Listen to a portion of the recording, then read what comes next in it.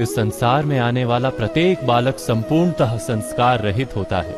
उसके अंतर पर ना किसी अच्छे संस्कार के चिन्ह अंकित होते हैं, ना ही बुरे संस्कार के।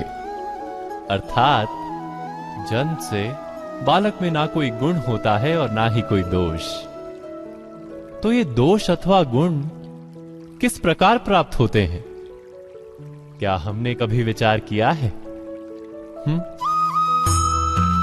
जो बात माता पिता के मुख से निरंतर सुनी जाती है, वही बात उनकी संतानों के हृदय का संस्कार बनती है। जैसे किसी गांव में नदी तट तक एक पगडंडी बन जाती है केवल उस मार्ग पर बार बार चलने के कारण।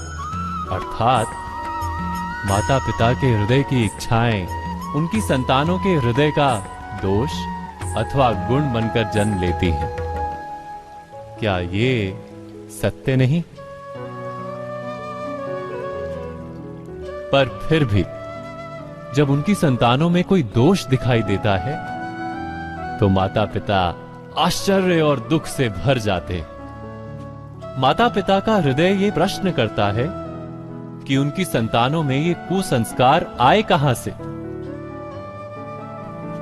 सत्य तो यही है कि माता पिता अपनी संतानों को अनजाने में ही कुसंस्कार के बीज दे देते हैं, जो उनके संतानों की हृदय भूमि पर कुसंस्कार का वृक्ष बनकर उगता है।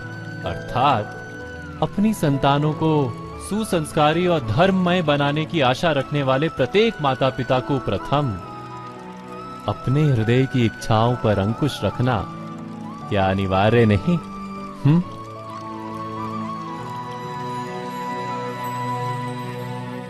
प्रत्येक माता पिता इस पर विचार अवश्य कीजिएगा।